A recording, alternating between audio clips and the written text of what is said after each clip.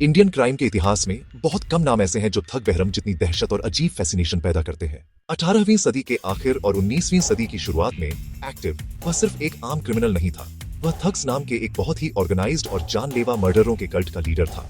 भारत में यह दौर एक बड़े बदलाव का था, जब मुगल साम्राज्य कमजोर हो रहा था और ब्रिटिश प्रभाव धीरे धीरे बढ़ रहा था। बड़े ट्रेड सेंटर्स को जोड़ने वाली सड़कें खतरनाक थीं, सिर्फ जंगली जानवरों या मुश्किल जगहों की वजह से नहीं, बल्कि बहरम जैसे आदमियों की वजह से जो अंधेरे में छिपे रहते थे और अनजाने यात्रियों पर हमला करते थे। बहरम, जिसे अक्सर किंग ऑफ द थग्स कहा जाता है, वो इतिहास के सबसे खतरनाक सीरियल किलर में से एक माना जाता है। एक सिनिस्टर फिगर जिसकी कहानी खून और धोखे से भरी है। बहरम की कहानी सिर्फ एक व्यक्ति के अपराध की नहीं है, बल्कि यह ऑर्गेनाइज्ड क्राइम का एक काला चैप्टर है, जिसने सदियों तक भारतीय उपमहाद्वीप को परेशान किया। वह एक चिलिंग एफिशिएंसी के साथ काम करता था, जो मेथोडिकल भी थी और डीपली रिचुअलिस्टिक भी। उसका नाम उन हाईवेज पर दहशत का दूसरा नाम बन गया था, जहां व्यापारी, तीर्थयात्री और सैनिक बिना किसी निशान के गायब हो जाते थे। उनकी गायब होने की कहानियां दबी आवाज में सुनाई जाती थी। उसके कथित अपराधों का पैमाना चौंका देने वाला है। कुछ ऐतिहासिक रिकॉर्ड्स उसे 900 से ज्यादा लोगों की हत्या का क्रेडिट देते हैं। ये रैंडम वायलेंस नहीं थी, ये मौत की एक वेल ऑयल्ड मशीन थी, और बहराम उसका अनडिस्प्यूटेड मास्टर था। हर ग्रूसम एक्ट को ठंडे कैलकुलेटेड प्रेसिजन के साथ ऑर्केस्ट्रेट करता था। थुगी कल्ट, जिससे बहराम जुड़ा था, का इतिहास उसके समय से बहुत पहले का था। वे सिर्फ लुटेरे नहीं थे, वे अपने कामों को देवी काली के प्रति एक सेक्रेड ड्यूटी मानते थे। इस रिलीजियस फर्वर ने उनके अपराधों में एक टेरिफाइंग डिमेंशन जोड़ दी, हत्या को एक तरह के रिचुअल सैक्रिफाइस में बदल दिया। बहरम इस डेडली ब्रदरहुड में रैंकों में ऊपर चढ़ा और एक फियर्ड और रिस्पेक्टेड लीडर बन गया। बड़े पैमाने पर हमलों की प्लानिंग, लीडिंग और एग्जीक्यूट करने की उसकी क्षमता बेजोड़ थी। वह डिस्गाइज और डिसेप्शन का मास्टर था, अपने शिकार का भरोसा जीतने के काबिल था, इससे पहले कि उन्हें उनके डूम तक ले जाए। उसकी विरासत उस समय की एक स्टार्क रिमाइंडर है, जब यात्रा खुद अक्सर मंजिल से ज्यादा खतरनाक होती थी। ठग बहरम को समझने के लिए उस आदमी से परे और उसने जिस सिस्टम को परफेक्ट किया था, उसमें देखना होगा। वह अपने समय का प्रोडक्ट था, भारत की वास्ट अनपुलिस्ड सड़कों पर लौहीनता और अनिश्चितता का समय। थग्स ने अपने सदस्यों को एक परवर्स सेंस ऑफ कम्युनिटी और पर्पस दिया, जो सीक्रेट ओथ्स, यूनिक जार्गन और एक शेयर्ड डार्क स्पिरिचुअलिटी से बंधे थे। वे मानते थे कि उनके काम डिवाइनली सैंक्शन थे, जिससे उन्हें अपने मर्डरस एंडेवर्स में इनविंसिबल और राइचस महसूस होता था। बहरम ने इस चिलिंग कन्विक्शन को अपनाया, अपने फॉलोअर्स को डिकेडों तक चले आतंक के शासन में लीड किया, मौत और दुख का एक निशान छोड़ा, जिसने आखिरकार बढ़ते ब्रिटिश प्रशासन का ध्यान खींचा और भारतीय इतिहास की सबसे एक्सटेंसिव क्रिमिनल इन्वेस्टिगेशंस में से एक को जन्म दिया। ठगी कल्ट की सफलता और ठग बहरम की भी उनके सोफिस्टिकेटेड और डरावनी तरह से इफेक्टिव मोडस ऑपरेंडी में छिपी थी। उनका तरीका सिर्फ एक सिंपल एम्बुश नहीं था, बल्कि धोखे का एक केयरफुली ऑर्केस्ट्रेटेड प्ले था, जो कई दिनों तक चल सकता था। ठग्स का एक ग्रुप यात्रियों के कारवां को पहचानता था, अक्सर अमीर व्यापारी या तीर्थ ट्रैवलर्स। फिर वे ग्रुप में शामिल हो जाते थे, फेलो ट्रैवलर्स बनकर, नंबर्स में सेफ्टी की तलाश करते हुए। वे एक्सपर्ट एक्टर्स थे, कहानियां गढ़ते थे, खाना शेयर करते थे और धीरे धीरे विश्वास और दोस्ती का बंधन बनाते थे। यह इनिशियल फेज बहुत जरूरी था, इससे उनके शिकार को पूरी तरह से निहत्था करने के लिए डिजाइन किया गया था, जिससे उन्हें अपने भविष्य के मर्डररों की कंपनी में सुरक्षित और कंफर्टेबल महसूस हो। एक बार विश्वास स्थापित हो जाने के बाद ठग्स हमला करने के लिए सही समय का इंतजार करते थे। ये कभी भी कैओटिक या जल्दबाजी वाला काम नहीं होता था। बहरम जैसे लीडर एक आदर्श जगह की तलाश करते थे, जिसे बेल या किलिंग ग्राउंड कहा जाता था। यह आमतौर पर एक सिक्लूडेड जगह होती थी, किसी भी गांव या पेट्रोल से दूर, जहां ग्रूसम एक्ट बिना गवाहों के किया जा सके। हमले का सिग्नल अक्सर एक मासूम सा लगने वाला वाक्यांश होता था, जैसे ब्रिंग टोबैको। जिस पल कोड बोला जाता था, ठग्स चिलिंग कोऑर्डिनेशन के साथ हरकत में आ जाते थे।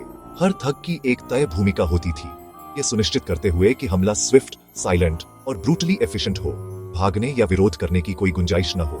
ठग्स का प्राइमरी हथियार रूमाल था, एक पीला रेशमी स्कार्फ या सैश, जो काली के प्रति उनकी भक्ति का प्रतीक था। एक ठग ब्रतोते या गला घोंटने वाला पीछे से शिकार की गर्दन पर रूमाल लपेटता था, जबकि दूसरा शमसिया शिकार के हाथ या पैर पकड़ता था ताकि वे स्ट्रगलिंग न कर सके। गला घोंटना क्विक और साइलेंट होता था, यह उनके डेडली क्राफ्ट की पहचान थी। वे खून बहाने से बचने के लिए ब्लेड्स का इस्तेमाल नहीं करते थे, जिसे वे टैबू मानते थे, और मानते थे कि इससे उनकी गॉडेस वुड बी डिस्प्लीज्ड। इस तरीके से यह सुनिश्चित होता था कि कोई शोर न हो, कोई मेस न हो और हिंसक संघर्ष का कोई तत्काल सबूत न हो, जिससे वे कुछ ही मिनटों में पूरे कारवां को खत्म कर सके।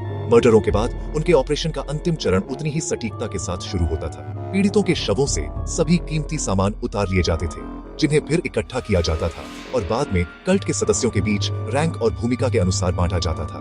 ठग्स का एक खास ग्रुप, जिसे लुखाइस कहा जाता था, को शवों को ठिकाने लगाने का काम सौंपा जाता था। वे रिचुअलिस्टिक केयर के साथ मास ग्रेव्स खोदते थे, अक्सर शवों के जोड़ों को तोड़ देते थे ताकि वे छोटे गड्ढों में फिट हो सके। फिर कब्रों को मिट्टी, पत्तियों और कांटेदार झाड़ियों से सावधानी से कैमोफ्लेज्ड किया जाता था, ताकि अपराध का कोई निशान न रहे। हत्या, डकैती और छिपाने की यह मेटिकुलस प्रोसेस ही कारण है कि इतने सारे यात्री बस गायब हो गए। उनका भाग्य सालों तक एक रहस्य बना रहा। ठगी कल्ट का यह बेरोकटोक आतंक हमेशा नहीं चल सकता था। जैसे जैसे 19वीं सदी की शुरुआत में ब्रिटिश ईस्ट इंडिया कंपनी ने पूरे भारत में अपनी शक्ति बढ़ाई, यात्रियों का लगातार गायब होना और व्यापार मार्गों का बाधित होना एक बड़ी चिंता बन गया। इस खतरे को खत्म करने का काम एक ब्रिटिश अधिकारी विलियम हेनरी स्लीमन को सौंपा गया था।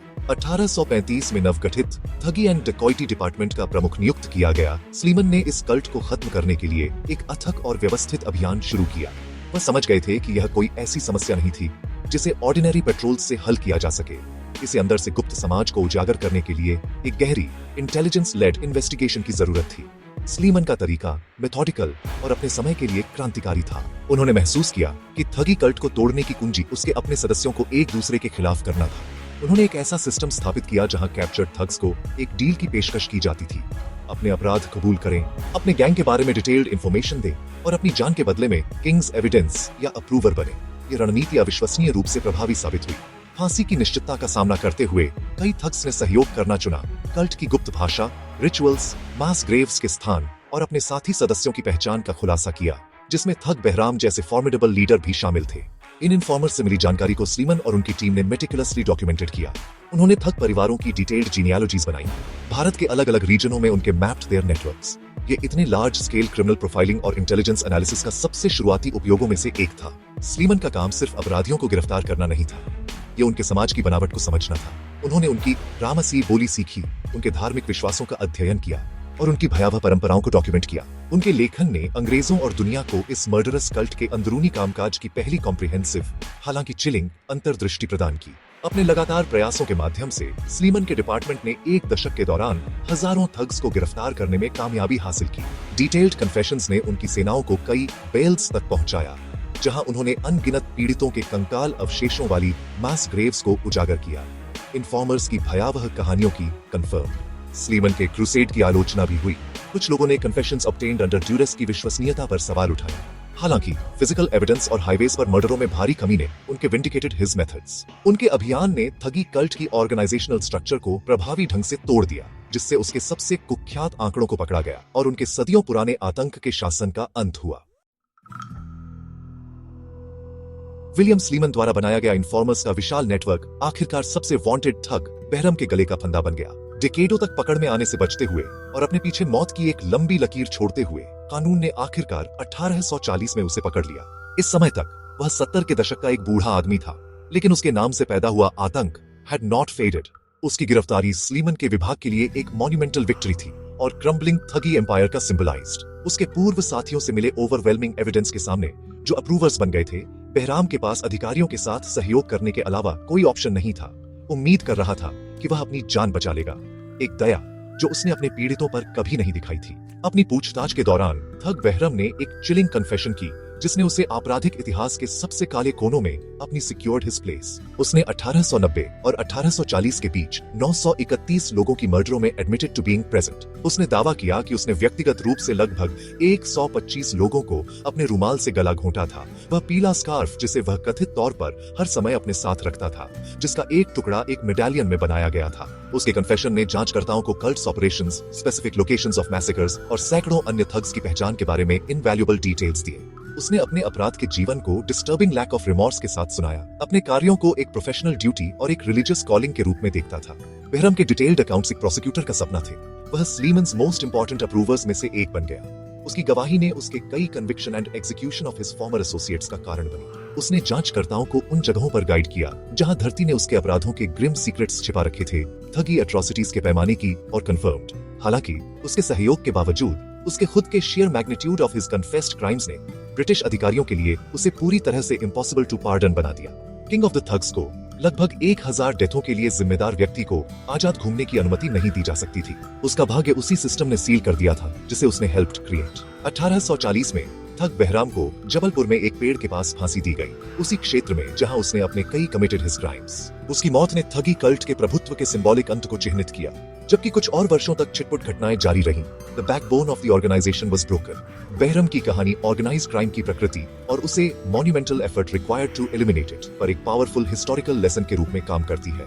उसका जीवन और मृत्यु भारतीय इतिहास के एक क्रूर अध्याय के समापन का प्रतिनिधित्व करती है, हमें याद दिलाती है कि आतंक के सबसे भयानक शासन को भी आखिरकार न्याय का सामना करना पड़ता है, और कभी-कभी सबसे राक्षसी अपराधी भी अपने स्वयं के डाउनफॉल की कुंजी बन सकते हैं।